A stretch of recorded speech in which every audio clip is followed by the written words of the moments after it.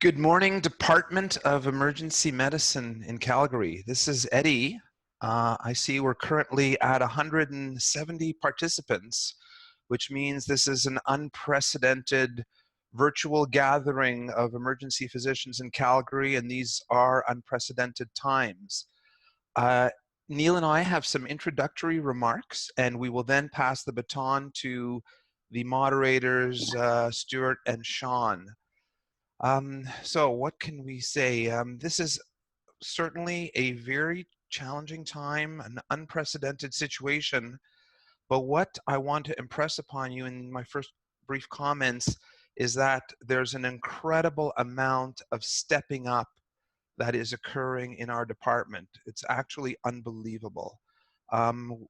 Whether it's Neil leading the COVID response, all of the site chiefs, and everybody stepping forward with offers to help and support, it's just incredible.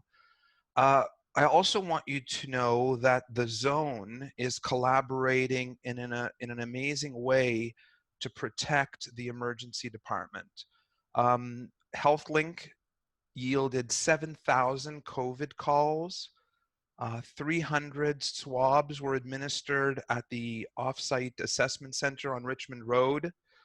We have a total EIP load of 6% this morning, and as you all know, our volumes are down. So Neil, Karen Foodie, who's leading nursing, and I are on regular twice a day calls, and the amount of coordination and effort preparing for this COVID situation has been incredible. And I just want to thank everyone for stepping up, coming to work. The mood at the Rocky View this past weekend was calm and focused and resolute, and together we will get through this. I will pass things over to Dr. Collins. Thanks, Eddie. So you guys, I just wanted to give a general overview kind of the tone of our response and the zone's response and just the nature of this pandemic. So it occurred to me that the average emerge doc, it doesn't really impact them that they work for Alberta Health Services until something like this happens. Our response to this is being coordinated through Alberta Health Services. And I just wanted to point out that we're perhaps not as nimble as we are for other problems that impact our department only. And so several people have asked me questions about why can't we just change this? Well, we have to work through the structure of AHS. So if I can just take 2 seconds to remind everybody that our administrative dyad is, we're led by Eddie Lang and Karen Foodie. Karen is also the executive director of Peter Lougheed Hospital. Provincially, our response is being coordinated through the whole province by the Emergency Strategic Clinical Network, which Eddie is also the scientific director of. This organization has been really helpful for developing rational, evidence-based, province-wide solutions. We, as Eddie mentioned, are on 2 zone emergency operations center calls per day. These are held out of Southport, and we spend an hour twice a day. We're not on all the calls, but they're scheduled twice a day, and that is how the zone is feeding questions through our committee up to the entire provincial committee. So when we want policy changed, we submit a question to the zone emergency operations committee, and it gets considered by the ECC as a whole. So answers are not fast in coming. If I can just give you one example, we wanted to initiate a triage away policy where people came into the emergency department who were asymptomatic for testing, and they would be turned around by a sign at the front door. We submitted that the very morning that ZEOC was first stood up when we've had our first Calgary case. And about 24 to 48 hours later, we got a message back from the ECC that that wasn't going to happen. AHS Legal wanted everyone who presented to the emergency department to be seen if they wanted to be seen. So we're still working on that, but that's an example of a policy that we tried to get through. rules change often as I'm typing a memo to you guys. I will get an email that changes what I'm typing. I have to start all over again and send out another one. So sometimes I don't send out a memo because things are changing so quickly that it doesn't even make sense. But I have to reassure you guys that we have our emergency department safety and the health of our staff as one of our primary objectives in working through this. AHS has listed their objectives as preventing community spread, protecting the AHS workforce, and conserving critical supplies. So those are testing supplies and personal protective equipment supplies. Those are the 3 AHS objectives. So we're still in the stopping community spread phase. That will sort of dictate how things are working right now from a public health point of view. Eddie, you mentioned Jaw Hugh is going to be on the call. Are you still on? Yes, that's correct. Well, if I can just outline that there's several questions that came up today that relate to workplace health and safety. So we're lucky enough to have Dr. John Conley on this call. He is infectious disease and infection prevention and control, and he's just joined. That's great. So questions that have to do with IP&C and the characteristics of the virus and anything infectious diseases, it would be Dr. Conley. The entire public health effort to minimize transmission and minimize spread is being organized in general by the public health folks, and Dr. Hugh will be able to answer questions about that as medical officer of health. Workplace health and safety questions. So AHS's policy about return to work. There's no expert online here. I'll try and answer as best I can right now, but it's important that you know that, for example, Dr. Conley's not making policy about workplace health and safety. I just want to mention one other thing, which is our disaster response plan. So we have a current plan for our current capacity management of the operations of the emergency department, which you're all working in the department, you see how that's working. The very most important thing was pre-triage. We think other countries were late in setting that up. We were early in setting that up. It separated people with infectious symptoms to a separate stream so that we could have our healthcare workers protected by putting on PPE. And I think this is crucial to avoid transmission of this virus to healthcare workers. So we have pre-triage up and going since Friday. We are setting up processes to isolate in the department these patients. They're already up and going. We're cohorting infectious patients together. We're trying to separate the ones that have COVID-19 risk from other infectious processes. And otherwise, we have business as usual, trying to look after the other patients that present. The next phase has been planned for extensively already.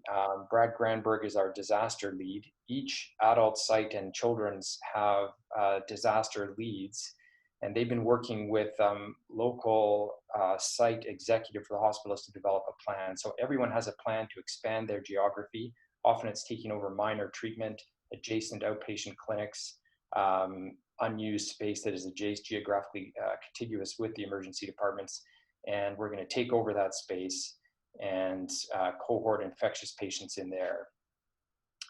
The other phases will involve sort of massive upscaling of space, dividing emergency departments into infectious sides versus non-infectious sides, and otherwise upscaling people, equipment, and space to handle the increase in number of patients. Our department is liaising with ICU through this clinical knowledge group that has done a great job of putting on these virtual rounds. We're liaising with internal medicine, vulnerable populations, infectious diseases, public health. We've had a number of requests when we talk about upstaffing from emergency staff point of view. The plastic surgeons have offered to sew up people in the emerge. The orthopedic surgeons have offered to deal with our MSK problems. Several of the sports medicine facilities in the city have offered to offload our minor treatment MSK injuries. We've had offers of direct admits from internal medicine that we're working with. There's talking about standing up new MTU teams. There is a massive medical staff response to this pandemic, and you know, we are indebted to everybody as we try and struggle being on the very coal face of this pandemic. So somewhat scattered introductory comments. I apologize for that. I'll be happy to stay on audio and video and answer questions as we go on, and I'll give it back to the moderator. Thank you. Excellent. Thank you so much for the introduction, both Eddie and Neil. That was just, I think, really good to hear from a ED staff, doc staff member perspective. I think we really appreciate the amount of work that you guys are doing, both in the background and up front for us. It's just, it's really reassuring. Thank you so much. Okay, my name is Stuart Rose. I am a Emerge Doc, and I'm going to be facilitating the rounds today. Aaron, can you move to the next slide? Just before we move on, I just want to get a few thank yous out the way, just to the Physician Learning Program for using their account, and Aaron for working with us and helping us to get this up and running and talking us through our webinar process. It's kind of new for us, and this has been our first rounds. And then the ED COVID Clinical Working Group. This is a group that kind of came together really pretty quickly and have been putting in a lot of work in amongst doing SIM and working clinical shifts. So I just want to put a shout out to say thank you to them. And then, of course, the ED administration, Eddie, Neil, Chris, and Ian have particularly been working with us. It's been crazy times, and just making time to hear what we have to say is fantastic. And then, as Neil mentioned, we reached out to ICU, and we have established a working relationship with the ED working group with ICU. And so thank you to Luke and Jason for giving up their time. Next slide, please. So I don't know about you, but this is what I've felt like in the last week or so, where I'm sitting down at the bottom there somewhere, and all this information about COVID is coming at me like an avalanche. And it's good information and it's bad information. And I don't really know what to do at times. It's kind of, they talk about unprecedented, and there's an unprecedented amount of information, both from newspapers, both from social media, and I kind of felt like I was in an avalanche and kind of a little bit out of control and not knowing where this was going to go. And so with that in mind, reaching out to some of the working group members, next slide please, Aaron, we kind of thought that maybe we needed to help dig ourselves out of this avalanche and see some sunshine and make everybody aware of the fact that we are not alone, we're in this together. Social isolation is a concept, but it's not a concept for us because we got back up, we've got each other's backs. And so that's the idea behind getting this working group going. Next slide, please, Aaron. So the objectives today is to provide some practical support for ED staff on the front line, and it's to create an opportunity for you to share your experiences and ask questions. So what it's not is a deep dive into all aspects of COVID. Those of you that have been following this know that this changes probably almost on an hourly basis. Yesterday when we were having our meeting to organize the rounds, people were saying things like, oh, I became aware of this 45 minutes ago. So we're not hoping to do that. What we're hoping to do is create one process, one touch point between us, ICU, using the ICU document, using the wonderful document that the airway group have shared with us, and kind of getting us all on the same page and trying to create an awareness and an interface between us. So that's the objectives for today. It's not going to be a deep dive, and I think each part of the group will explain that. Next slide, please, Aaron. So this is what we're going to do. We've had the welcome and the department update. We're now going to jump into our ID perspective from Dr. John Conlon. John is a professor and former head of the Department of the University of Calgary, for those of you that don't know, in infectious disease.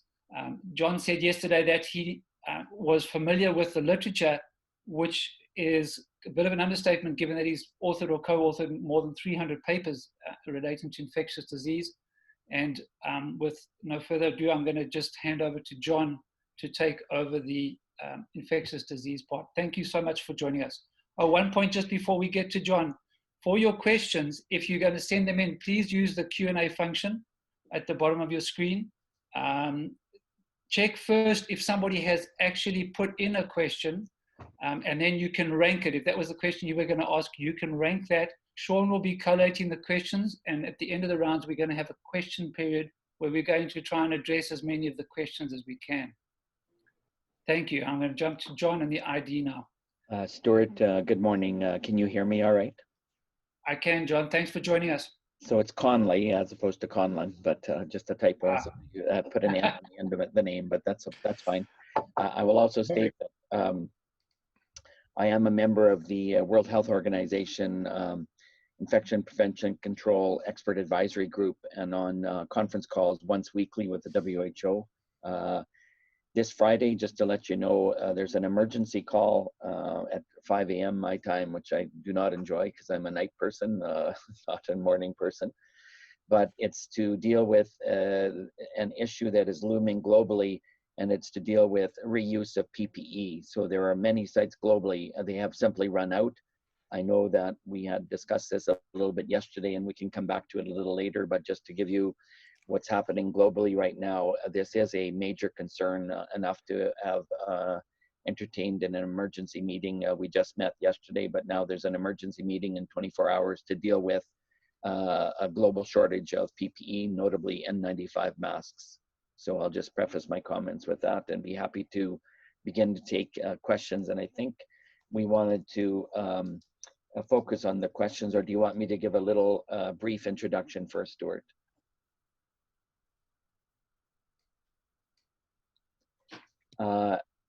Okay. John, I think a brief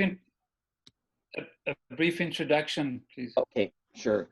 So just for those of you who aren't aware, there was a webinar that was done last night through the Continuing Medical Education Division at the UFT. They used Zoom and had almost 1,000 participants. It worked well as technology, first time and the largest number they've ever had. It was healthcare workers, a large number of physicians, and the questions were streamed along the side and we were able to follow it. So it is a great technology. So congratulations for choosing Zoom as opposed to other formats. And that is available, and it was done by basic virologist, myself, John Gill was sick, and our medical officer of health. It's got a wealth of information, and it is accessible through Dana Young and Continuing Medical Education. And it was also, I believe they were working on live streaming it, and also to Facebook, so social media users can look at it as well. So I'll just begin by stating that this is, as mentioned up front, an unprecedented time in our lives. We've lived through a bad flu year with H3N2 a couple of years ago, and then H1N1, this and SARS in 2003.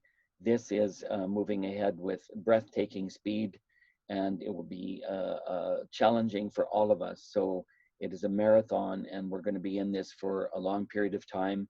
And for those of you who work in emergency, you are on the front lines, and you will be dealing with this. Do not think for a moment that this is not occurring. I will comment on an outbreak that's going to be coming in Calgary so that you can prepare yourselves. But I'll begin by saying that this virus is one that is a zoonotic coronavirus. So it's very closely related to the 2003 coronavirus known as SARS coronavirus 1. This is now the COVID-19 virus. COVID-19 is the coronavirus disease 2019. And SARS coronavirus 2 is the virus. It appears to have come from an Asian bat and somehow mutated, crossed over in that Wuhan market where they have, this is unpublished, which I found out through the WHO, many food products that were found in that market were positive for the SARS coronavirus 2 based on PCR testing. And it somehow emanated from there in December and then spread out through China, and you've seen the epidemiology. The major mode of transmission is through close personal contact. It is droplet and contact spread. The WHO China mission report that was led by a Canadian, I might add, as available on the WHO website, and it looked at the first 75,000 cases. So this is a large N from which to get good information. 80 to 85% of the cases occurred in small intrafamilial clusters. They had over 2,000 healthcare workers affected, but the vast majority were affected prior to their adoption of PPE and recognizing that they had an outbreak. And then also many of them were infected in their home environment and then came in ill. Once they started implementing good sound infection control practices, it dried up in terms of any healthcare worker transmission. The disease is one which has a broad spectrum of activity. It affects the vast majority with only mild illness, 80%, but 20% will go on to develop moderate to severe illness. And within that 20%, 15% of that group would have moderate illness, might require hospitalization. 5% will go on to intensive care. Of that group that goes to intensive care, the literature suggests that 2/3 of them will die in the ICU. What we're seeing in the overall case fatality rate is somewhere around 2%. And to put it in perspective, that's 2 in every 100. If we look at H1N1, for example, it was between 1 in 1,000 to 1 in 10,000 when we had that in 2009. And many of you remember pregnant women, First Nations people, and those people who were younger and had comorbid conditions were most at risk. For some reason, the elderly in H1N1 were not, probably because of some herd immunity for some similar viruses that had been seen by that population in past decades of life. This particular disease, though, has a stepwise increase in mortality beginning at age 60, and it runs up to 60, 70, 70, 80, and above 80, where we're looking at 10 to 15% case fatality rate. In Lombardy, they had a very elderly population with many octogenarians and septuagenarians, and as a consequence, they are having deaths. You probably saw yesterday, very tragically, almost 500 deaths. So it is a disease that seems to pick off the elderly, and then the younger population are those that have comorbid conditions and have underlying immunocompromised conditions. So it is not that if you're younger, you're immune to it. I will remind you that the CDC has put out their first report yesterday. And as Stuart said, the literature is piling in fast and furious. Social media is alive and brisk. There's a lot of misinformation out there. So you have to tease that apart in this day and age as well. But just to remind you that they were having approximately a 2% intensive care unit admission rate in people in the age group of 20 to 44. So it is something that will occur with severe disease. The most important thing with the syndrome, it looks just like influenza with fever, cough, headache. Virtually 99% of the symptomatic patients do have fever. And the sore throat, the cough, the one danger signal in the symptoms is dyspnea. If people start getting short of breath, that's a signal that they're going to go down a pathway of getting the nodular opacification in their lower lungs, which is the hallmark of a viral pneumonitis, and the ground glass appearances that have been seen on chest X-ray and CT. So that's the important thing to recognize as you're seeing people, and it's difficult because we are still in flu season. There are other viruses circulating in the community, so a high index of suspicion will be required. And currently in Calgary, we have had more cases than in Edmonton, and with this situation in Calgary, probably because of the international airport, so it is transmissible, and I would say relatively transmissible amongst individuals who have very close contact with that droplet spread within 1 meter. somebody's sneezing and coughing, you're likely to see transmission. It does not appear to be as transmissible as influenza, because influenza can transmit just in the pre-symptomatic phase. It does appear that this virus transmits, and it ramps up rapidly in terms of its viral load right at the point where the symptoms are occurring. I've got a feed in online here, which I'm able to see, clarify fever. The temperature is 37.4 and above was what was used in China in terms of that paper when they were looking at the only less than 2% of people had temperatures from 37 to 37.4. So if you wanted to cut off, 37.5 would be a good one to be able to use as a cutoff for the temperature in that. Last item was to just discuss some course in hospital. Generally, in the in-hospital setting, patients will require supportive care, oxygen as necessary. And with that, as far as treatment goes, we'll address that. There are no known good treatments. We thought until yesterday there might have been a signal with lopinavir, ritonavir, which is a protease inhibitor used in our HIV population. But the first RCT just came out and suggesting that there was no benefit in terms of the hard outcomes, including mortality. So as I say, things are changing by the hour, literally, in terms of how new information comes. And I will address one other item heads up because it's on social media, and that is that the WHO has changed its recommendations to airborne on the basis of a New England Journal of Medicine study that many of you probably have seen or heard about. This was a study that was done, and if you look at it, it's a Department of National Defense. It's a 3 collision nebulizer jet system, and they drop a mini bomb of high viral inoculum, 10 milliliters, which I can't believe anyone would ever cough that type of a globule out. And then they put it in and they beat it around the drum and then spit it out into the air. It's used in bioterrorism experiments. And it's like dropping a little mini bomb inside this device. It has absolutely no correlation to the human cough. It has no correlation to clinical relevance. And it is simply what I consider a militaristic exercise that has been used, and it is done in aerobiology studies, but it has no relevance. And please do not read anything into that it's suspended in the air for 3 hours. My God, it's airborne and everybody got it wrong. There are multiple studies out of Singapore where they've had patients with high viral loads, and they've done air sampling with quite elegant studies, and with coughing from a patient who was symptomatic with a relatively high viral load. And in not a single specimen in 2 studies have they found it floating in the air with PCR positivity.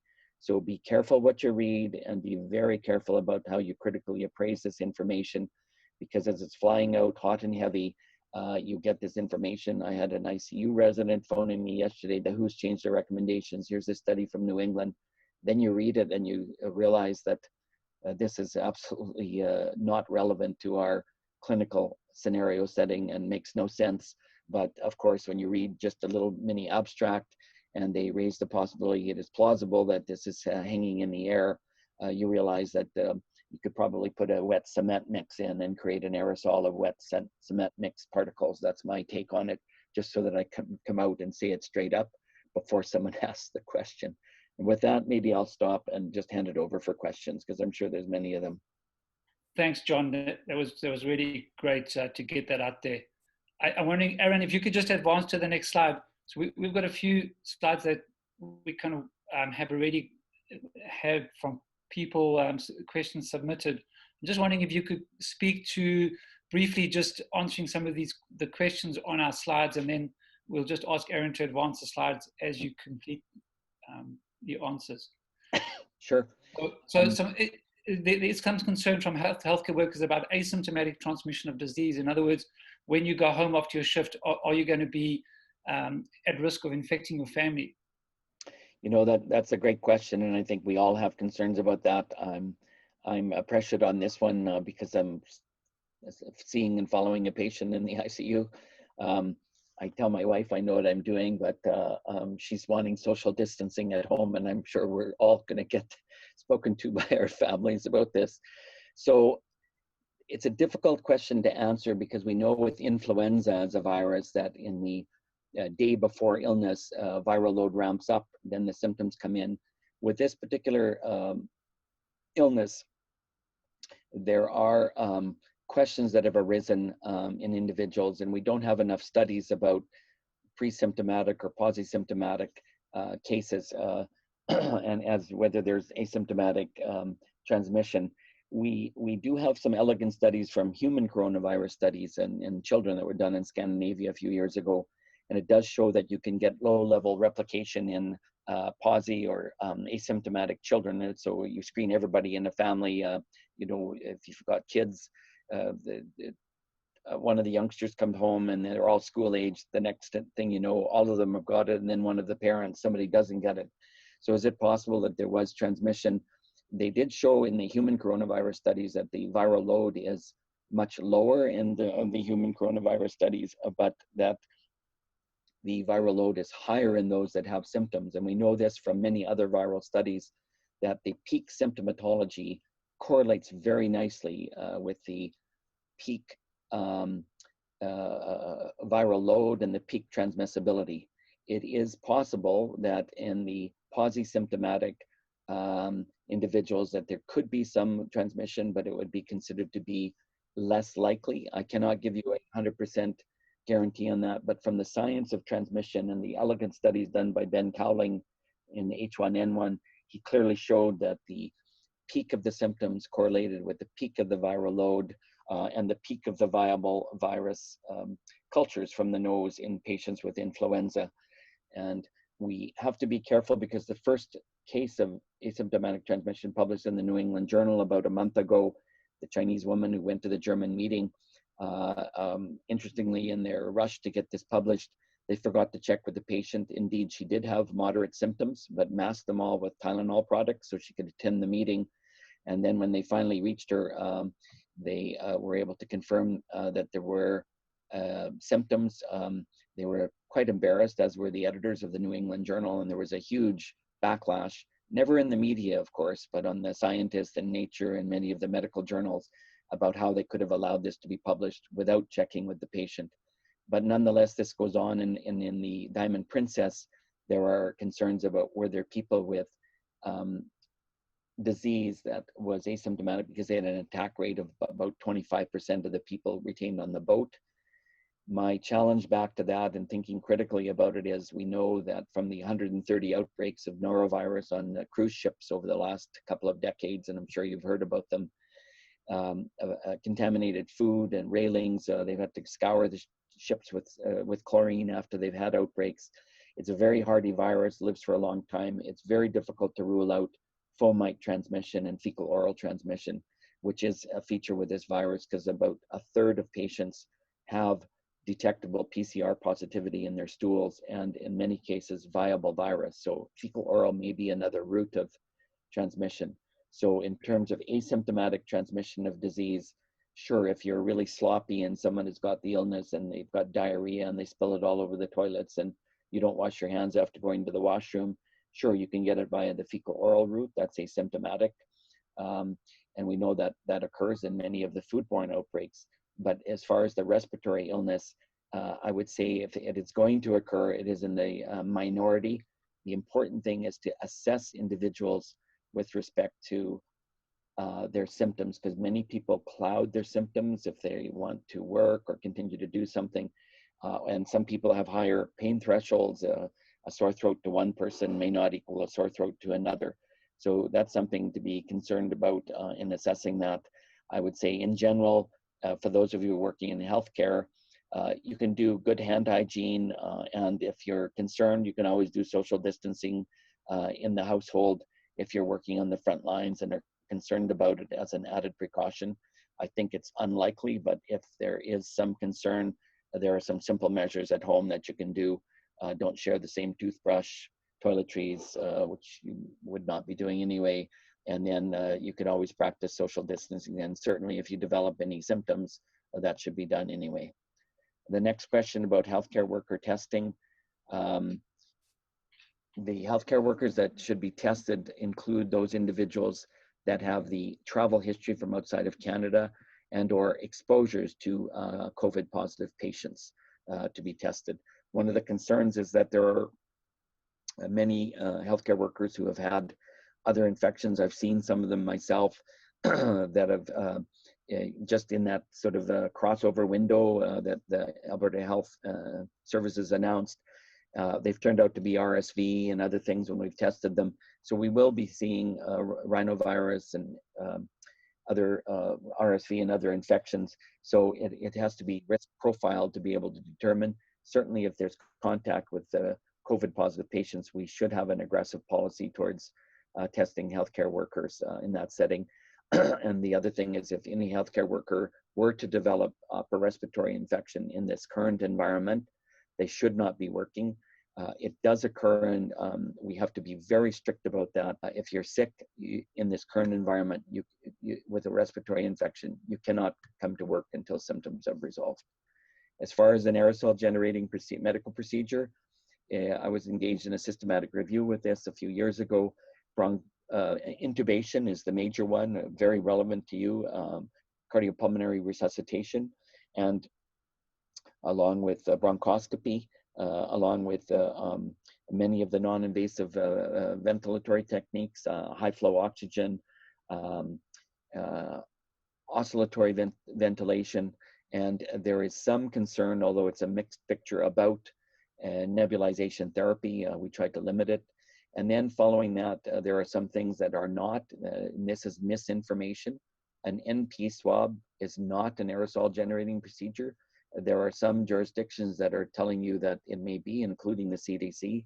Those of you in ER that have done hundreds of these, as I have, usually get tearing of the eye, maybe the odd throat clearing. It is not an aerosol generating medical procedure, and neither is a cough. Neither is a nasogastric intubation, and neither is chest physiotherapy. But you will see some misinformation that some people claiming that an NP is aerosol generating. It is not.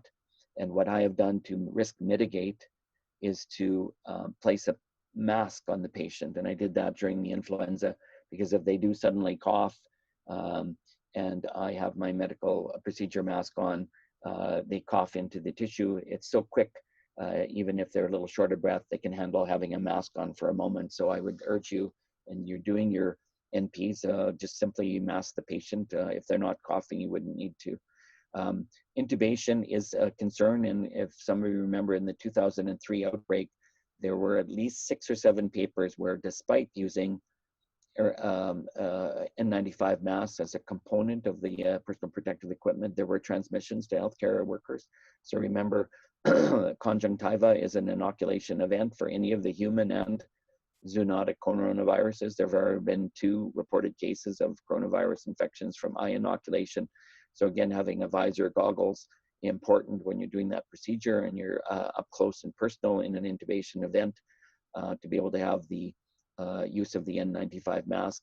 But very important, and where some of these clusters may have occurred despite everyone saying I used everything according to protocol, the doffing procedure is very, very important. And I think you need to look carefully at the donning and doffing procedure within AHS. And I've just sent Eddie a beta test version of this in Spectrum. Hopefully he'll find some time to look at it. If he has, he could comment. And we have everything actually laid out on an algorithmic app if you forget it and can't get to a computer to look up the AHS technique. And it's there then in your handheld to be able to look at. It's important to doff, and you have to take each of the PPE, the gown, the gloves, the mask off in a correct order and with a hand wash in between. Many of these situations have been inoculation events because habitual human behaviors, you touch your mouth, your eyes, like I just did now, not thinking about it, 20 times per hour. So that's very important in pulling them off in that regard. So, and there was another question on that slide, but you've jumped ahead now. Sorry, John, just in the interest of time, we kind of running kind of a tight ship, but this is gold. This is really great to hear this from you. I can just go shorter if you like. Sure, and but I'm wondering if we could get to this slide, because I think this was something you felt quite strongly about, talking about N95s and giving it details.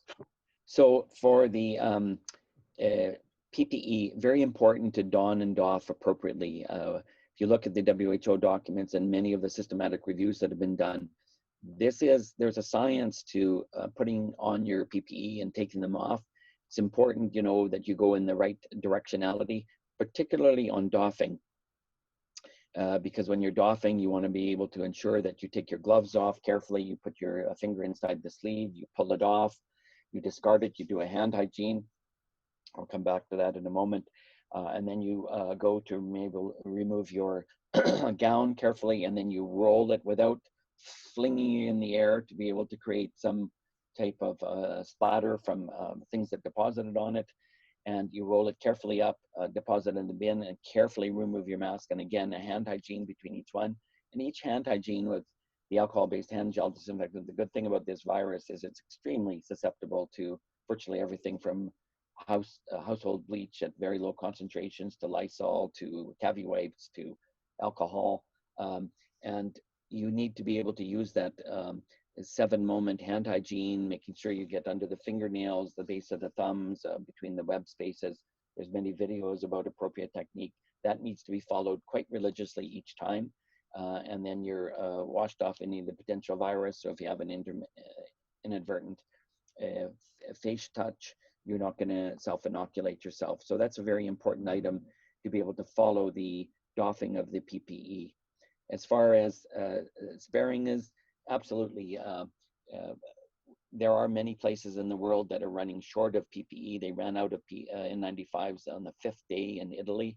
It's important, and I see this in the room. I'll give you an example. A German patient broke her leg up in orthopedics. My God, she's from Germany. She was placed immediately on droplet contact, but of course everyone was wearing an N95. A nurse walked in while I was examining the patient just to touch the IV and shut the alarm off. Full garb and an N95, absolutely unnecessary. The bin was full of N95s. They're going through them very, very rapidly. You'd think it was a checkout line for N95s. And we will run into shortages, so we have to be careful about it. If you've got a patient in the emergency room and not an aerosol generating, you do not need N95s. After the patient's intubated and things have settled, you can go in and do your checks and things with just a regular surgical mask. So important to think about the use of the N95s when they're needed, because if we run out, and I am worried about the wave that's going to be hitting us from previously undocumented cases, particularly in Calgary because of our international airport, we will need to preserve them. As far as reusable, there is, as I mentioned, an emergency WHO meeting tomorrow about policies related to cleaning the visors and the shields, and also reuse of N95s.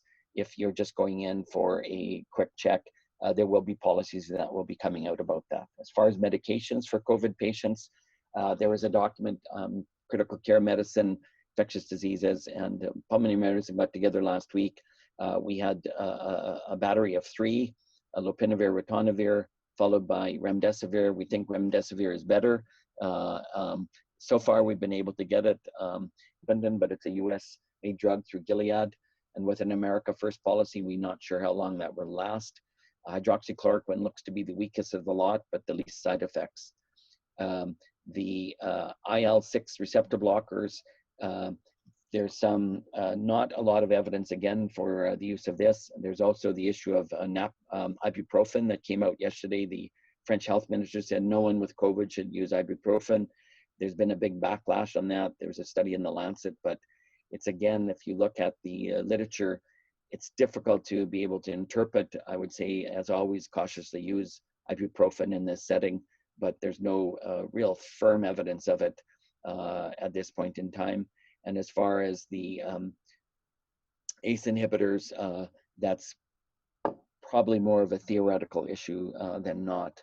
And as far as the vaccines, a year and a half out, we're not going to see anything quickly on that.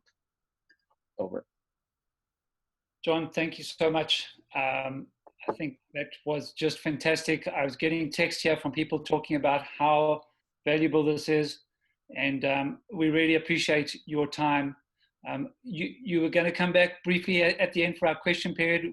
So when people are putting in questions about the ID perspective, just to know that John has kindly volunteered to come back again and answer any questions that we can fit in at the end.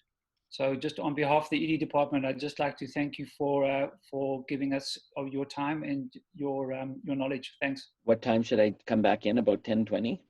Yeah, that would be great. Thank you. We might be running a little bit behind, so but if you have Sorry about that. back, I'm talking too much. Sorry. Oh, don't worry. It's gold.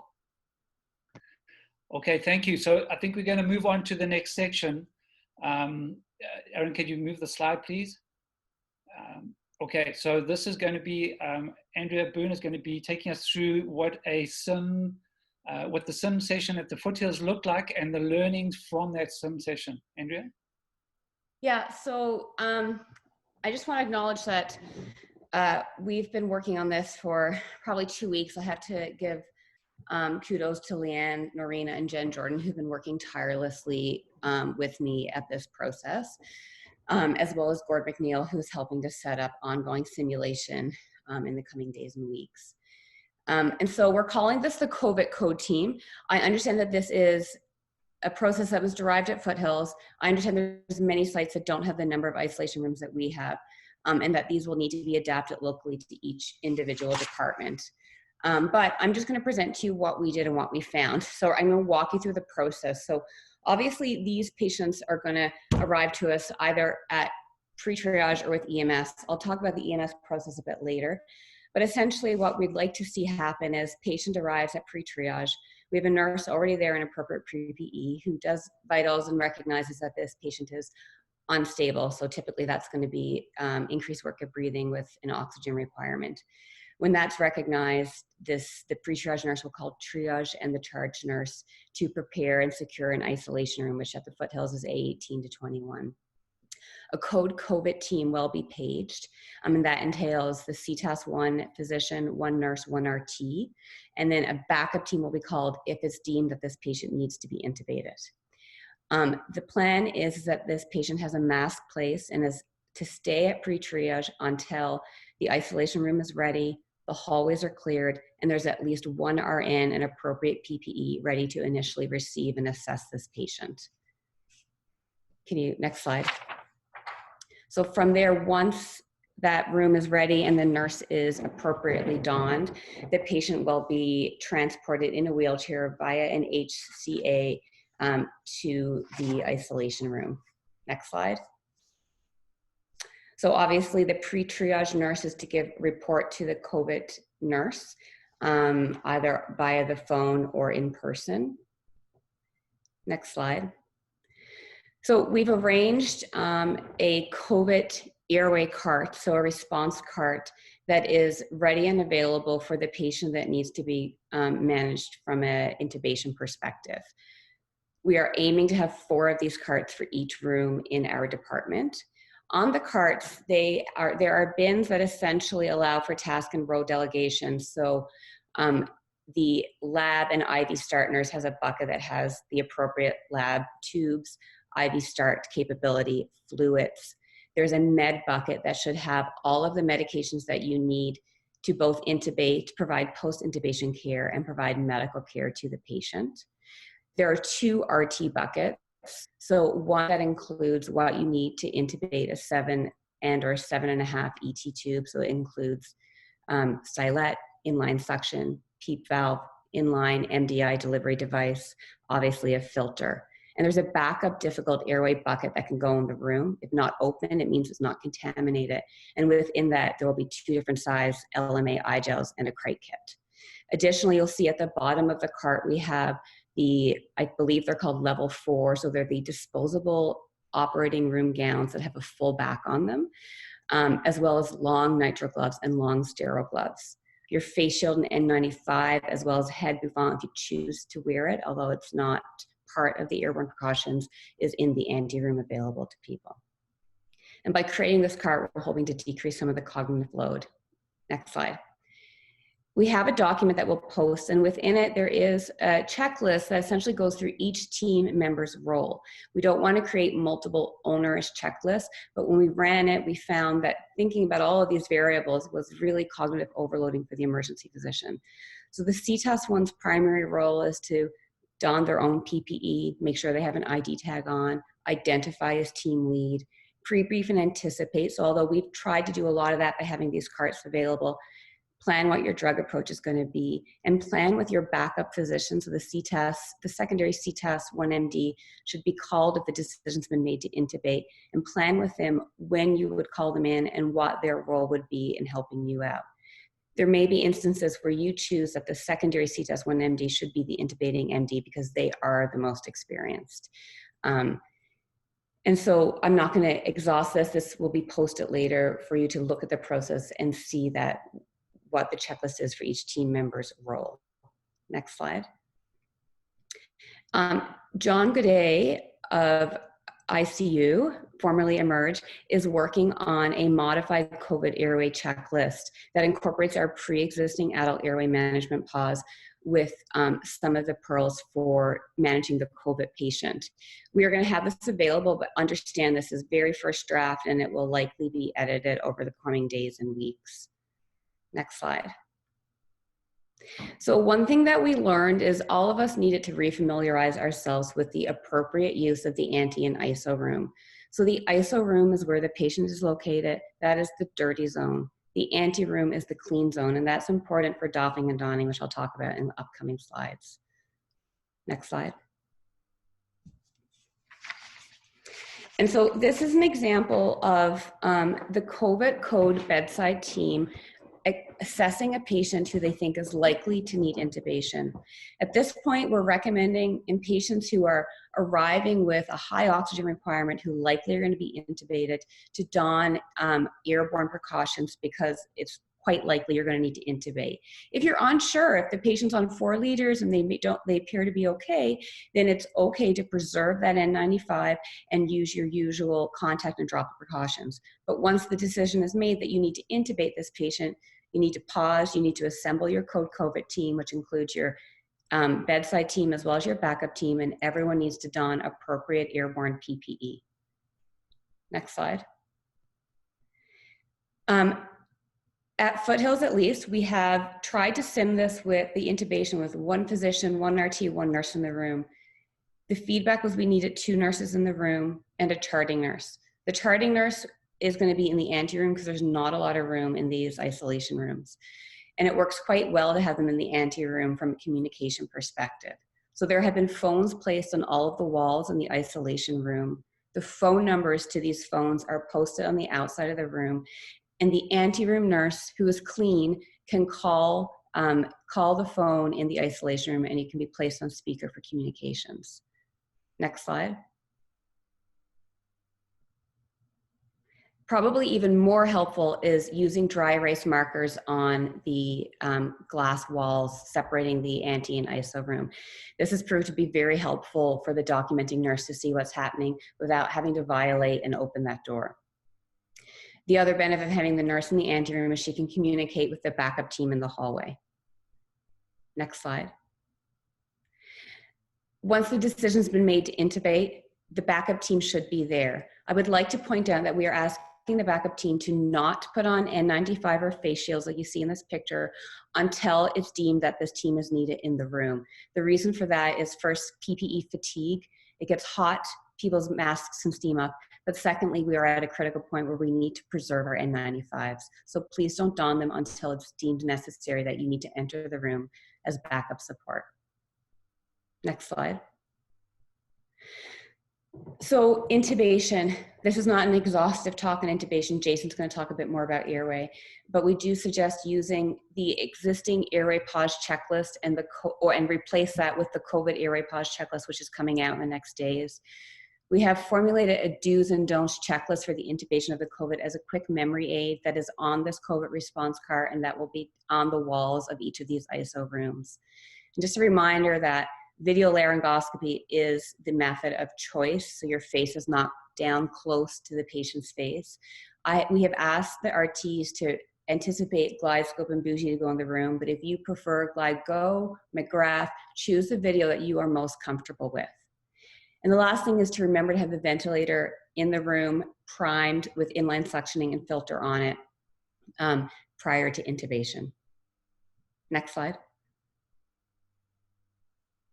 So this is our do's and don'ts list, which may evolve and be edited, but it's a reminder of the do's and don'ts of a COVID intubation. I'm going to briefly go through it. So number one, most experienced intubator. The corollary to that is there are no learners in this room and no inexperienced personnel.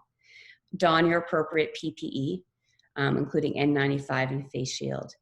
Make sure that you have your drug list, drug bucket, and your 2 RT buckets in the room with you. The word right now, the recommendations that we're getting is that it is okay, it is safe to use non-invasive oxygenation strategies, including non-rebreather masks and high-flow nasal cannula. What is not allowed is any high-flow heated, humidified oxygen systems, Optiflow being the one we're most familiar with.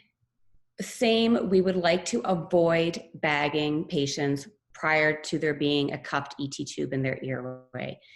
You can provide passive oxygenation with the mask of a BVM sealed over the face, but no bagging. In these patients, we have to consider early intubation so we can do it in a controlled scenario and setting. So if you have a patient on 6 liters and they're having rapidly escalating oxygen requirements, they're going from 8 to 10 to being on a non-rebreather, those patients need to be intubated. And so anticipate the need for intubation when you see escalating O2 requirements. If they're hypoxic on a non-rebreather, they're going to need to be intubated. And then we talk about using the airway checklist, as I talked about, VL. Before, when you paralyze these patients, if there's no contraindications of paralysis, we are recommending paralysis and big dose paralysis. Try and keep the head of the bed elevated to 30 degrees. If you can intubate them like that, great. But if not, lie them down last minute right before you intubate them because they will desac quickly when you lie them down. And then just make sure your ET tube is clamped when the bagger is being removed and you're attaching it to the ventilator. The other big no-no is no nebs and no non-invasive ventilation. I'm not going to exhaust that list further because I know we have precious time. Next slide. And so Dr. Conley's already talked about the importance of doffing. This is the most critical procedure that you as a healthcare worker are going to do. And so the ante room is the dirty room. You have to doff your gloves and gown in the ante room. Next slide. Once you have doffed your gloves and gowns with a closed door in the ante room, in the isolation room, you move into the ante room where you're going to remove the rest of your PPE in the clean zone, which is the ante zone. Next slide. The EMS process is very similar to pre-triage. So with EMS, we're going to get more notice. We are again asking that EMS call the triage nurse. The triage nurse is going to secure an isolation space. It's going to prepare the code COVID team, and the patient is to stay in the ambulance until they are told by our triage nurse that the team is prepared and ready to receive them. Security is also going to be integral in cordoning off corridors, closing any curtains that may be on patient treatment spaces in the triage area if there are patients there. The other big learning is that EMS is an important part of the doffing procedure. So they have to doff their own PPE before leaving the patient isolation room. They have to clean in the ante room and remove their N95 like everyone else does. And we've arranged to have an HCA that will take that dirty stretcher away in contact precautions so that it can be cleaned afterwards. Next slide. So lessons learned from simulation. I think the biggest thing that we've seen is, understandably, there's a lot of anxiety right now. And I think that we have to really almost tell ourselves this is not an emergency. We have to step back, and first and foremost is protect yourself. So these patients are going to be sick, profoundly hypoxic, peri-arrest or arrested, and they may be in that condition at pre-triage. It might happen to you while you're donning and getting ready. But the bottom line is you can and you should take the time to protect yourself first before providing care. Next slide. So PPE fatigue is real. So we've seen the SIMS, particularly if there's CPR ongoing, people get hot and sometimes their shield can get foggy. And so if you're getting tired, if you feel like your PPE is getting wet or you're having difficulty with visibility, you should absolutely tell the team that you need to doff safely and leave, and have a team member replace you. When people get fatigued, this is when breaches in PPE happen. It's also important that everyone cross monitors each other's PPE, so doff individually and coach each other through it. Next slide. Just a reminder to keep stethoscopes and lanyards out of the room. They just complicate the situation and they're at high risk for getting contaminated. Next slide. Again, use your checklist, they're available to you. Next slide. So again, just reminders that appropriate use of the anteroom. I think I've talked about this enough, but doff within the anteroom, your gown and gloves, wash your hands, doff in the isolation room, your gown and gloves, wash your hands, go into the anteroom to doff your face shield and mask. And always ensure that at least one of these doors is closed. Right now, the recommendation is that there's no downtime needed for COVID isolation room. So after your intubated patient has gone to the ICU, they need to be cleaned and they're ready for use again. Next slide. Okay, thank you, Andrea. That was really, I think, just what we were looking for, giving us some clear guidance as to what we can expect and what we can try and strive for.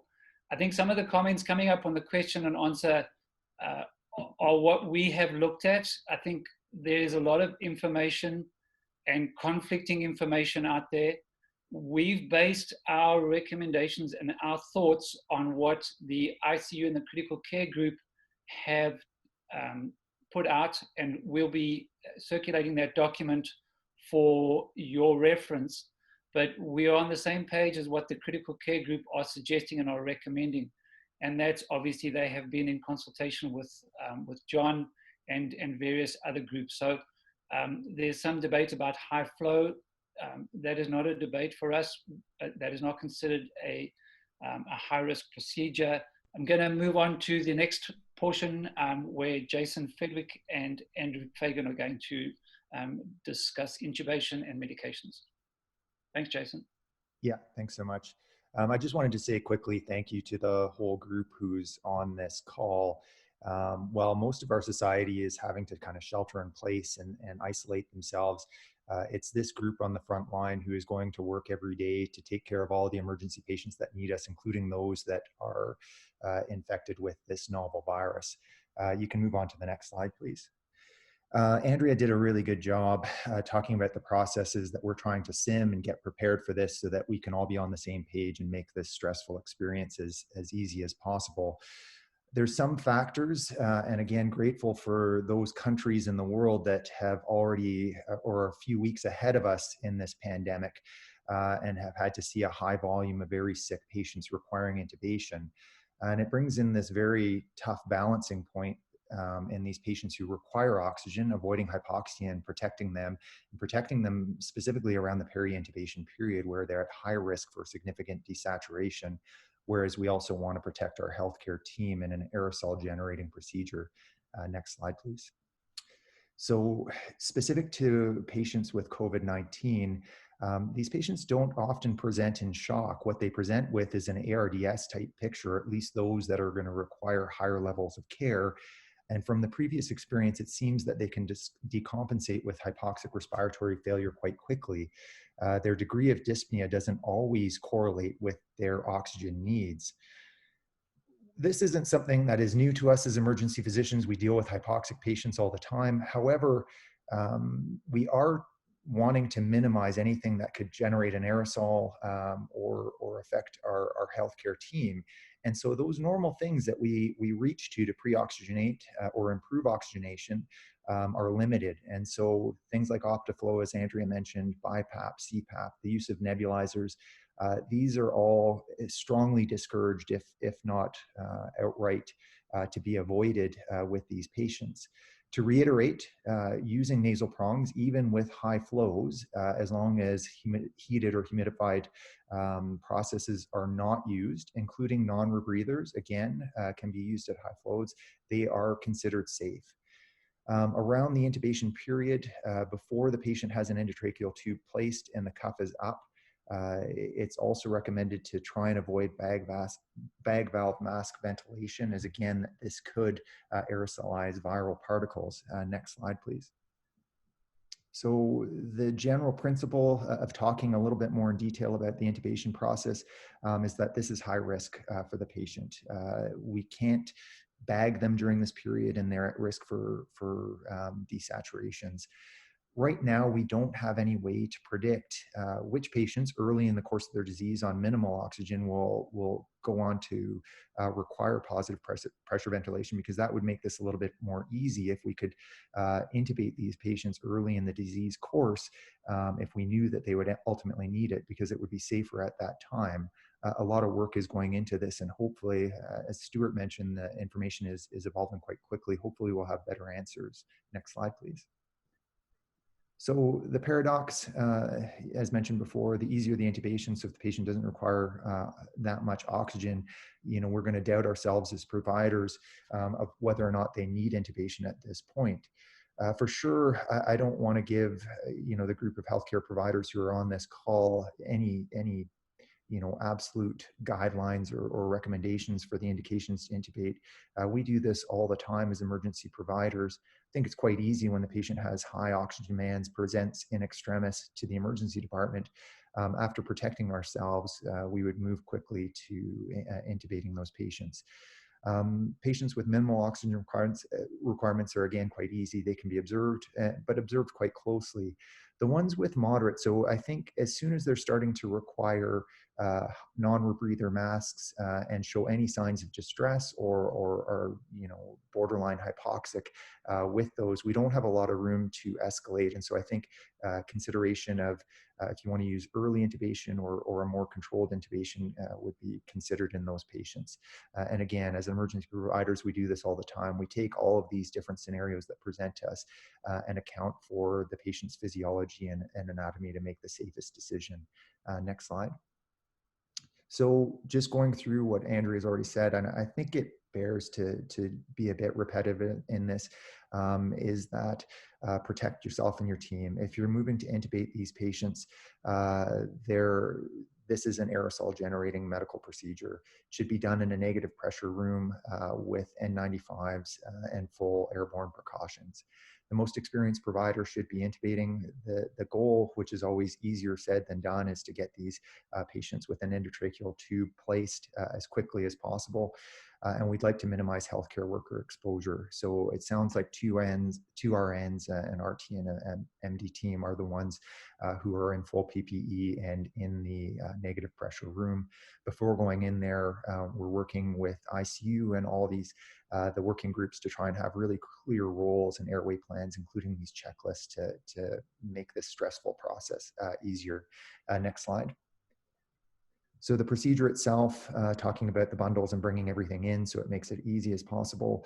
The reason that video laryngoscopy or a glide scope or video laryngoscopy is recommended, it's just to try and keep the intubators as far away from the airway as possible.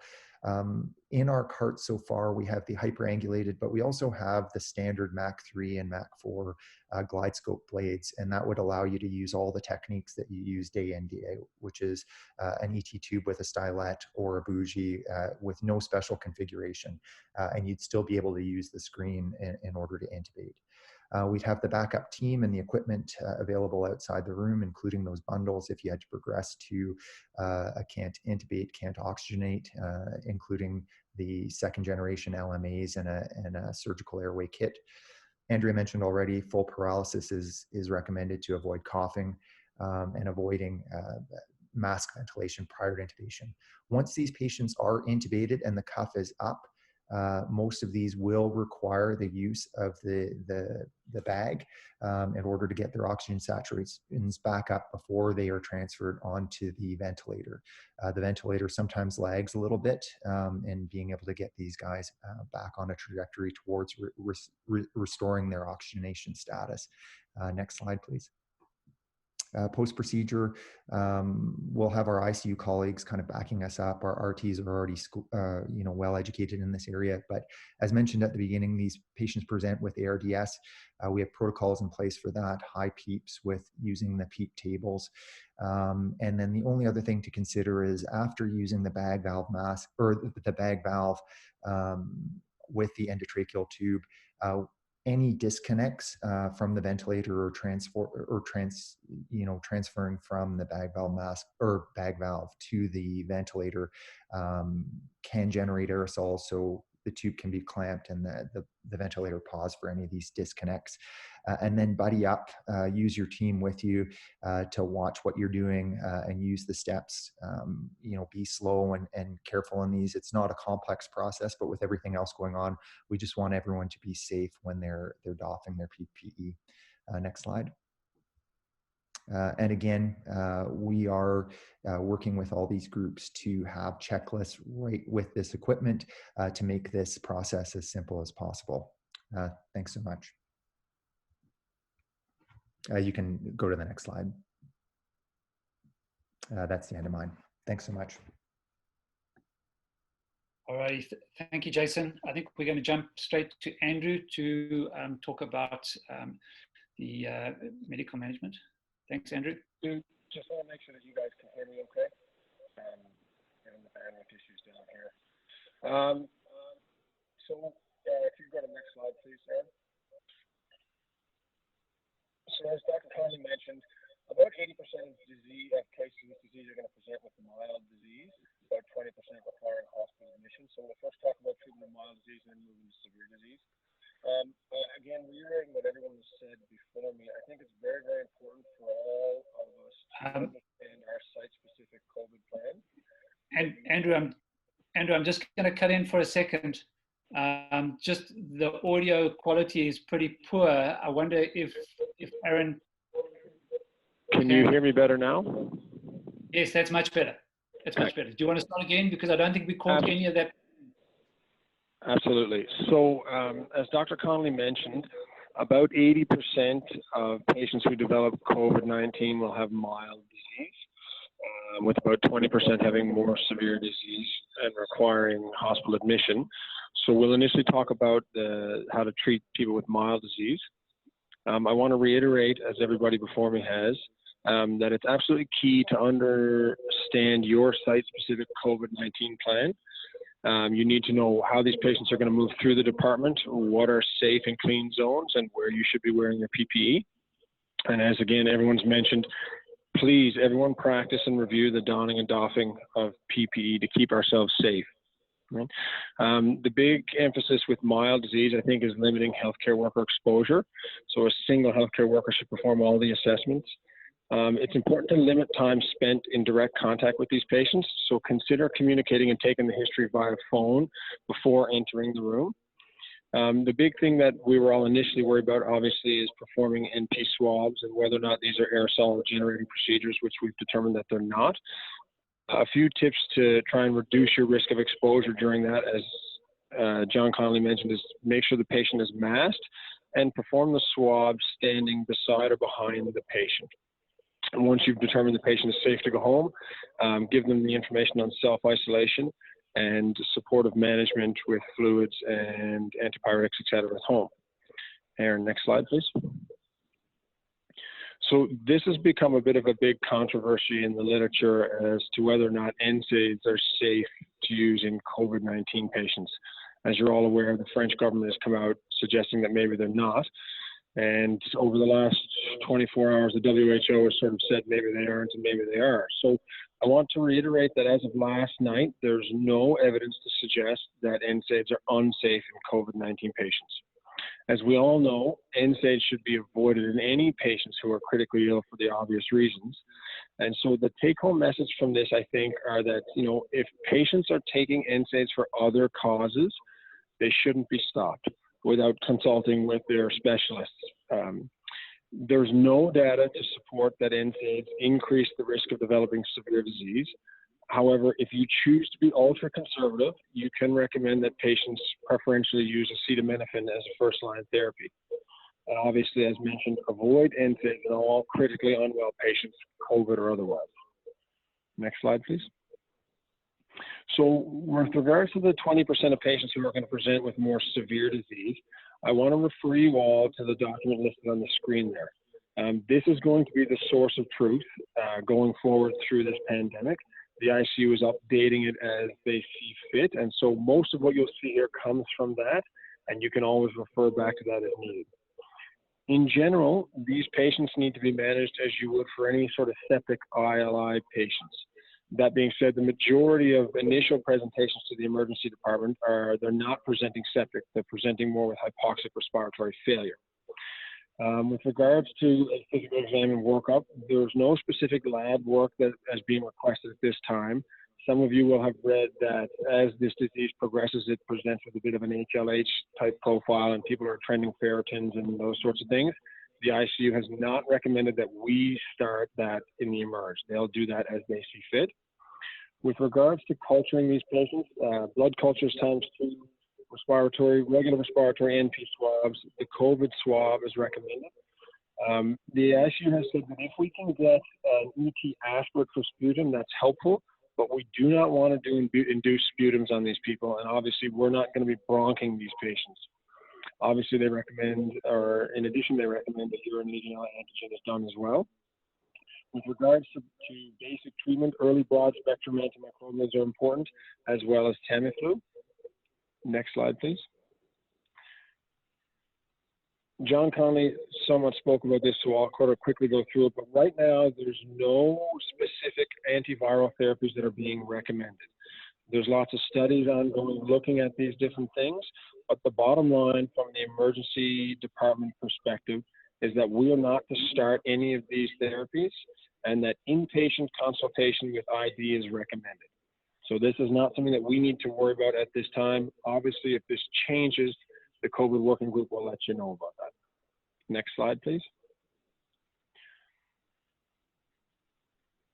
So this is another sort of hot topic that's out there regarding whether or not we should be using systemic corticosteroids, and currently they are not recommended for the treatment of any viral pneumonia or COVID disease. You will note that in China, patients with ARDS, systemic corticosteroids are the standard of care, but that's not being recommended outside of China. Obviously, if patients have other reasons to require corticosteroids, you need to consider using them. But in the specific treatment of a viral pneumonia or COVID disease, they are not recommended. Next slide, please. The final point that I want to talk about is fluid management. As I mentioned previously, the majority of patients presenting to the emergency department are not presenting in shock. That appears to be a later phase of the disease after they've been admitted with the hypoxic respiratory failure. So hopefully we're able to practice conservative fluid management for these patients. Obviously, if they do present in shock, we recommend being very judicious. Small boluses and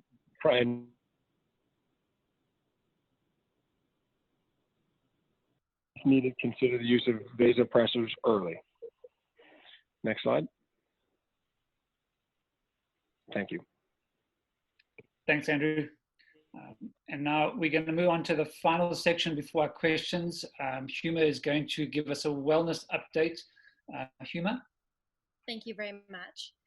We've received a lot of information over the last hour and a half, and it can seem quite overwhelming as physicians on the front lines. So I want to take a couple of minutes to acknowledge that this is there is fear around COVID, and the fear can lead to anxiety for us as frontline providers. It's very, very important that we acknowledge that this exists, and that we do the best we can to address our anxieties and our fears so that we can take the best care of our patients while also taking the best care of ourselves. I'd like to highlight 3 resources that exist, and this information was included in the Tuesday newsletter and will be included again in next week's Tuesday newsletter.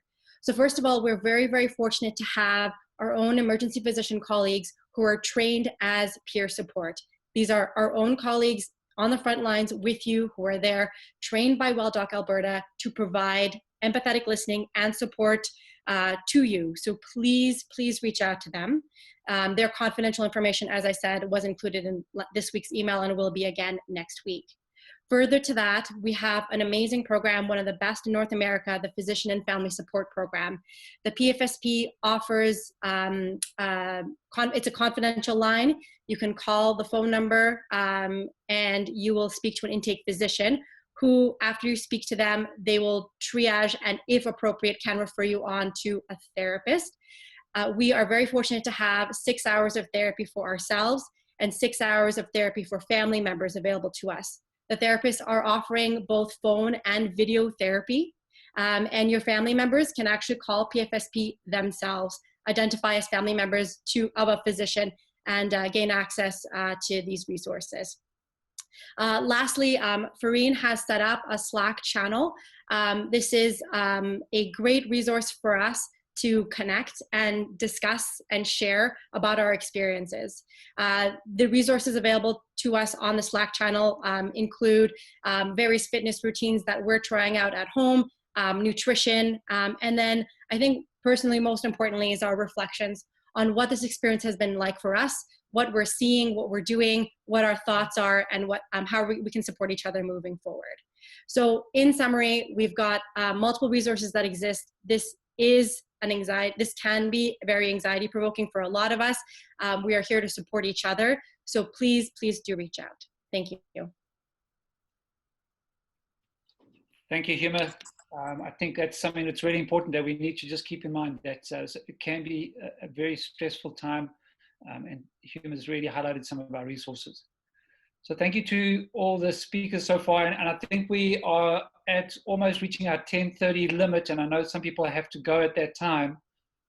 We are going to continue on with our questions and getting back to our panel. We have lots of really knowledgeable and helpful people in the audience, so we're going to just move to the question section. Just before people go, I just want to reiterate from the SIM group, and this was something that Gord and Andrea just wanted to remind everybody, they are scheduling some process simulation for all the hospitals and have sent out sign-up lists. I think some of those sessions are already full, but please keep your eyes open for more simulation sessions. Please sign up for them. They're doing a great job to get us practicing these processes, and then they will be modified for each different site so that they're going to be as appropriate as they can be for whichever site you work at. And then, of course, I couldn't be involved with anything without putting in a plug for info.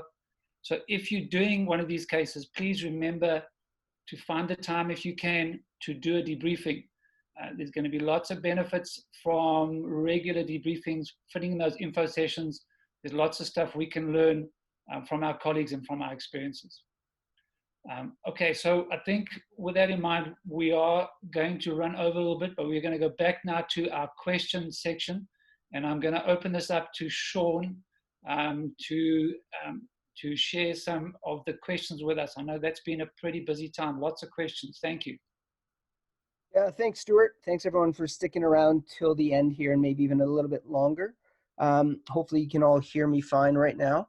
So we have a combination of questions that were sent in by the group as well as ones that were going on while we were discussing here. Some of the questions we'll ask specifically to individual members. Other ones we'll open up to the panel. So the first one is for Jason Lord. As this pandemic takes hold and the ICUs across the city reach their capacity or exceed their capacity, what decisions have been made around who to ventilate and who to resuscitate, and have ethicists and all the different stakeholders been involved in this discussion? Yeah, thank you. This is a common question. It was one that I saw come up a number of times on the Q&A here. I think there's a couple principles that are very important to recognize and share with the group. I would also like to just ask Neil and Eddie to provide additional information if I miss anything. Some key themes that are important to realize. Number one is there is a provincial pandemic planning group that, as we heard earlier in the presentation, is directly responsible for developing the surge and triage processes that can be that are to be applied and instituted at appropriate times. So decisions around surge planning and when the departments would be moving to different levels of surge planning would be dictated from at a provincial level. A working group was put together over the last week and a half to deal specifically with what is termed stage 4 triage, which really represents the process of triage under circumstances when resources are completely overwhelmed. I think it's important to realize that the protocols related to stage 4 triage would not be introduced until all of the resources and plans and mitigating strategies utilized in stages 1, 2, and 3 have been exhausted. And on that note, I think the key message to bring back to this group is that decisions that are made at the bedside by individual physicians should not be based on anything related to COVID or concerns around resources until notification from the provincial authorities that we have entered into stage 4 triage protocol. Having said that, the stage 4 triage protocol is being developed. The committee is chaired by Dr. John Kortbeek. Members on that committee include intensivists, clinical ethicists, and AHS executives. A working document outlining all of the different stages is likely to be shared soon by the province to all departmental leaderships. And again, I just want to very clearly state that decisions around therapies, code status, management of your patients should continue as normal until you hear differently from anybody at a leadership level. Thanks, Jason. Sean, if I could maybe chime in as well. It's Eddie, and if you scroll up to 10 o'clock and 11 minutes in the question and answer window in open, Colin has put out the 1855 and all the contact information for the Clinical Ethics Service Rapid Response. By the way, I think everybody should know Colin is, I don't know if he's still online, he's AZMD, playing a critical role in the zone response. So, I mean, if you need some clinical ethics backup, you should be able to get a good response that way. Also, wanted to point out that Jen Hughes also put a note in the window as well. She's, as you know, has palliative care expertise and is developing a CAPE statement that will provide some guiding principles. So just completely agree with Jason, just topping it up with some additional comments. Perfect. So in summary, manage these patients as you would if they weren't COVID in terms of resuscitation until there's further guidance from sort of provincial groups. That is correct. So next question, with respect to patients that come in with cardiac arrest, should we assume they're COVID positive until proven otherwise and treat them as such in terms of our PPE? And then the second point to that, a question by Rhonda, is if we're not bag, valve, mask ventilating patients for risk of aerosolizing, why are we doing CPR? Yeah, so those are very good questions. Obviously, there's not going to be any single answer that's going to satisfy every situation. I think for any patients where there is a concern or worry that they were infected or have symptoms that would relate to the coronavirus, then it would be very appropriate to ensure that staff is donning PPE prior to initiating therapy. You know, fortunately, most of the patients that would be arriving in the emergency department, there would be a patch coming in that CPR is underway. But I can recognize that there will also be circumstances where a patient may crash unexpectedly, where that won't be necessarily as obvious. So I think in any patient, and this is supported by the document that's been put out by the COVID working group for the care of the critically ill patient. I think Sean sent a link to all of you. There is some instructions there around how to manage patients with cardiac arrest, and the long and short of it is, if you're worried that the patient may have it, then provide your staff with appropriate PPE before embarking down resuscitation measures. Specifically with regards to intubation, I think it's safe to say there is sufficient recommendations that, unlike our current ACLS algorithms, in these patients, intubate early and avoid CPR during the intubation process to minimize the risk of transmission. It's very difficult for me to give you an absolute answer on whether or not a short window of bag mask ventilation should or should not be provided prior to intubation, because that's going to be very clinically and contextual in the clinical situation. Thanks, Jason. You did bring up a good point around the document from critical care with respect to managing these COVID patients. As many of you know, we've set up a website with our University of Calgary Emergency Medicine page where we have a COVID resource section. The goal of this is that we provide sort of distilled, synthesized, validated recommendations around this that are both Alberta specific and Calgary specific. So we're hoping to use that as a source of truth, because there is a lot of misinformation out there. So you can access that document that Jason was referring to on that website. The next question is a very good question from Kathy Dorrington around, has there been any discussion around and this is probably best for Neil or Eddie, is there been a discussion around a single point for medical admissions with respect to consulting someone, so that we can avoid the discussion of them ping-ponging between MTU, ICU, and hospitalists? So for COVID patients, ILI patients, pneumonia patients. Thanks. Thanks, Sean. So far, I must admit we haven't had to do that. I think there was some talk at the PLC anyway of direct admit to MTU to their flu units for patients that were deemed from an outside agency to require admission to hospital. So they are actually bypassing emerge and we won't even see them. So that's one example of sort of MTU facilitating things for us. So please let me take that away and collaborate with the hospitalist and MTU leads, and we'll see if we can determine some criteria for these patients that will avoid the multiple calls that we usually have to make. Thanks for the question. Yeah, that's great. Thank you, Kathy. Next question that came up in the discussion was in the New England Journal article, about 3% of patients presented with diarrhea.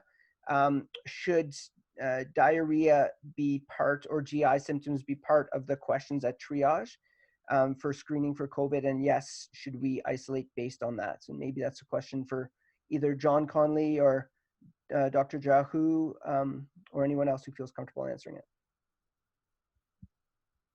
Sean, I think John was here, but he had to go to another meeting, so he's left us for the moment. Neil, have you heard anything from that end? No, I haven't. I suggest that maybe we take that question to Dr. Conley offline, and I'll provide the answer in one of my memos or some other mechanism to get back to the group. Yeah, it's probably a good point to mention as well. We're going to capture all these questions and as best we can provide some of the answers or available resources afterwards. So there's no way to all 70 questions, so we'll provide. Sean, Catherine is suggesting she can speak to it in the chat window. Perfect. But she's not a panelist. Aaron, could you add Kat from IPC as a panelist, and we'll go on to the next question and bring her back in once she's a panelist? I'm available. Can you hear me? Yes. We can hear you. Hi, everyone. I'm one of the infection control practitioners here at Rockview Hospital. So from my understanding, yes, the diarrhea vomiting presentation is between 3 and 5% of the patients. And I believe what Dr. Conley has told us previously is that these patients typically do also have concurrent respiratory symptoms or have presented, if drilled down, with respiratory symptoms as well. So even though they might be mild, but in our areas as well, contact and droplet is recommended for people who are having diarrhea and vomiting as well. So they would be covered with the appropriate isolation either way. Perfect, thank you. So the next question, there seems to be a lot of different questions around negative pressure rooms and the need for negative pressure rooms and intubations and the availability of, the limited availability of those rooms across different sites. Colin or Chris Bond, are you guys able to talk about PLC specifically or general approach to this, the resources from that perspective and the need for negative pressure rooms?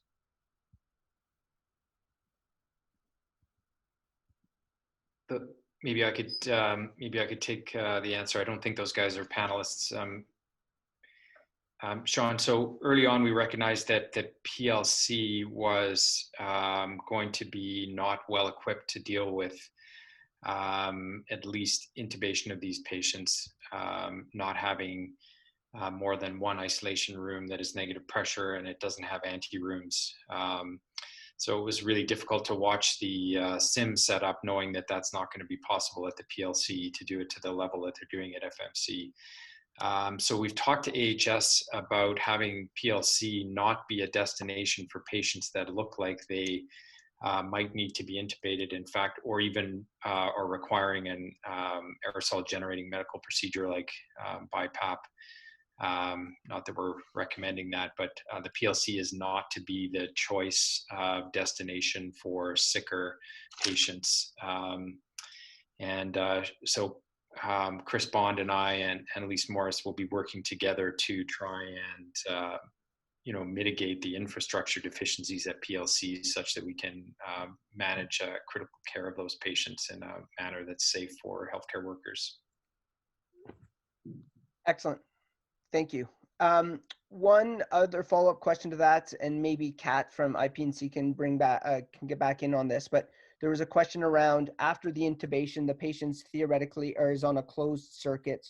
There should be less concerns about aerosolization, but there is some thought of a settle time in terms of the AGMP that may have happened with intubation. Any recommendation around how long an N95 mask should be kept on post-intubation?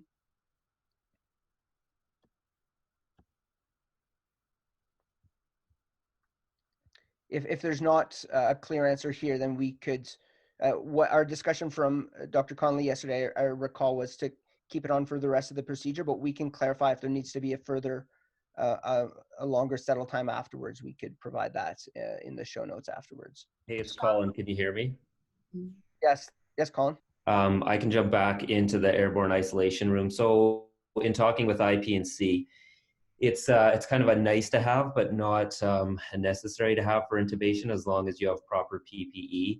I think what each site needs to do, and this is part of the reason we've been emptying out hospital capacity, is ideally you would have a couple rooms on hold. So at South Health Campus, for example, we're going to try to have 2 empty rooms in our A-pod, where if a unwell patient was rushed in, we could quickly get them in one of those rooms and do the intubation in there. Again, Lougheed's in a little bit of a different state, but it's something that all EDs should be looking at, is keeping a couple rooms empty for these higher risk patients. Now that does require a lot of effort from your site to make sure that you don't have a lot of VIPs.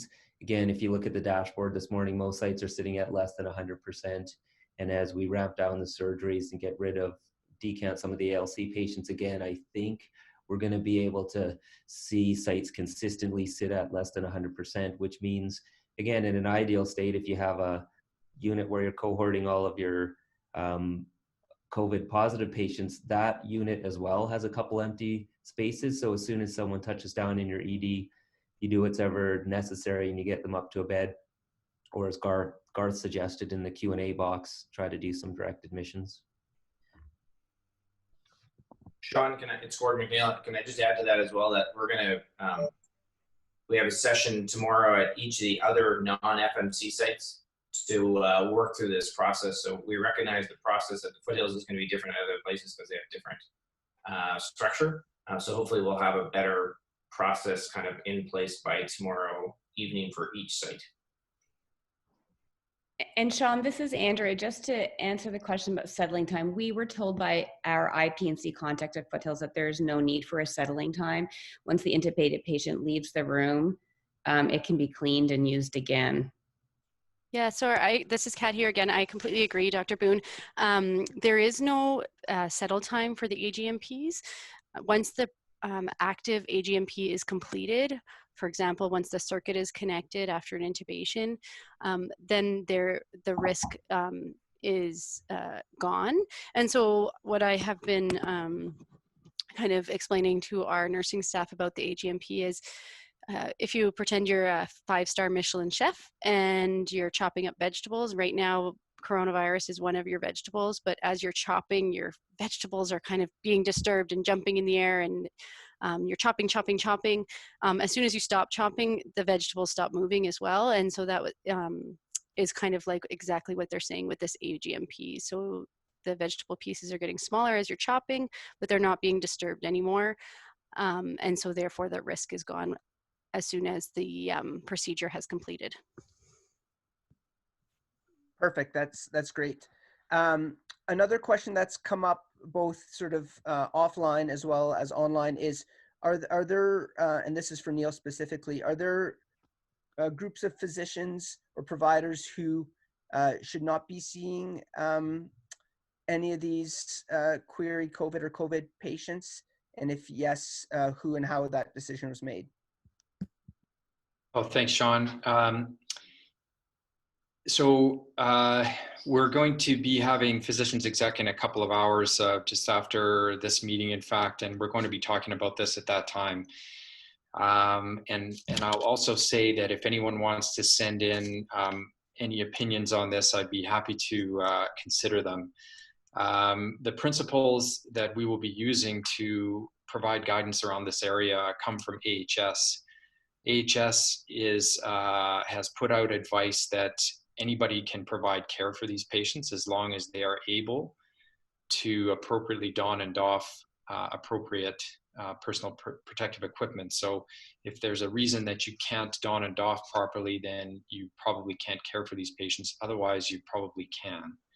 So that's the official line from AHS. So we're going to be working under that. The other principle that I wanted to discuss is I didn't want there to be any on-shift decision-making to be made. So if for some reason you're not going to be able to provide care for these patients, I think that we will have to have you off the shift schedule for now. This is under discussion because we just can't have it on shift. We can't have 2 overnight docs and then both of them decide that they can't see COVID-19 patients. So physicians exec will be discussing this, but those are 2 principles that we'll be using to design our policy. But I would be certainly happy to take any feedback offline about what we should do about this. It's a difficult question. Thanks for bringing it up. Thank you, Neil. One other question, I guess, mostly directed towards you is, or Eddie, ED volumes being low at the moment, do we need to have full staffing in the potentially increasing exposure to physicians who aren't working at full efficiency, and with the idea that this is going to be sort of a marathon, and if we could space physician staffing out to plan for when we're going to be busier? Eddie, you can chime in, correct me if I'm wrong, but it's so hard to predict on a day-to-day basis that we didn't feel comfortable changing the schedule. And it's so hard to go back once you reduce physician staffing that we thought we would leave the schedule as it is and just let people send each other home if it's not busy. Even that is difficult at times, as we know. As soon as you send people home, that's when the bus pulls up. So. But more importantly, right now while volumes are super low, please don't short shift yourself. Please don't pick up shifts that violate department policy of time between shifts, which is 8 hours.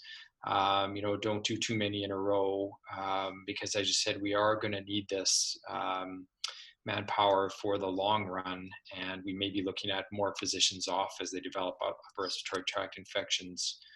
And so we're going to need all hands on deck, I imagine, in the next month or two. So just be careful about picking up shifts right now. Thanks, Neil. Very good question that came in here just recently in the chat window is there's quite a few urgent care and rural emerge docs on the call, and there's a specific question around in a patient, a COVID positive patient or suspected COVID patient who may need intubation or does need intubation, is there a recommendation around early transfer versus potentially intubating in the rural site? Is there a protocol for that, or is it best done on a case-by-case basis through rapid? I can address that. It sounds like something that would be more appropriately discussed at the level of the strategic clinical network. So, and also at the zone emergency operations committee calls. I don't know if we have specific guidance on that, but I can take that back and see what, if there's any kind of an official policy. I mean, I think it's probably quite reasonable that if intubation appears hours away or is not imminent, that and that the rapid call and whoever's on the call determines that it's probably safe to transfer the patient prior to intubation, that would probably be the logical way to proceed. I don't think that you can argue with that. Yeah, I think that makes sense, Eddie. We only have 1 minute left, so hopefully a relatively quick one, but there's been a lot of concern or discussion around PPE sparing practices given the experience across other countries that are dealing with this. How can we best ensure that the PPE we have is being used most effectively, both for ourselves as providers as well as our colleagues? We're ensuring we're doing making sure we're safe, but we're also not overutilizing resources that aren't necessary in these situations. I mean, I could start that off, Sean. I think we need to all realize that PPE is an incredibly precious resource. And whether it be speaking to the charge nurse or other staff, I think we can all be ambassadors for this understanding. And I know there's some touchy union issues that are being addressed at a very high level, but if for the time being, if you witness inappropriate and overuse of PPE, you got to call it or bring it to the attention of the site chief if you're not comfortable with that. But we've all got to be ambassadors for PPE preservation. That's my take. Neil? I think it's very difficult. Can I just reassure you that the questions about nursing usage, the nurses are being great about it right now. Their union has brought up some difficult questions, and it's being dealt with at a provincial level. So, I think on shift, direct confrontation, I know that's not what you're advocating for, Eddie, is going to be difficult. I think probably reporting to the charge nurse, sending me an email, or the site chief, actually let's make it the site chief, would be a better idea. Everybody is trying to do their best here. As the wellness folks said, anxiety sometimes comes out as anger, and we've already had a few of these episodes kind of turn into difficult discussions in patient care areas, and I think that that's probably not appropriate. But I do think we need to present a unified face as the medical profession and adhere to the AHS guidelines to the best of our ability. Thank you. Perfect. Thank you very much, Neil. Again, we're going to be done the Q&A now. Stu's going to sort of sum it up, but we are going to have the recording of this available afterwards once we get that all set up. So we'll disseminate the link to everyone here as well as more broadly. We are hoping to compile all the questions and answer the ones we can't and provide resources. And finally, look to the ED website that we've created as sort of the source of truth for what we need to know from our department perspective. as well. And if you have resources for that, please feel free to send them to me and we can get them on there. Thanks, everyone. Thanks, Sean.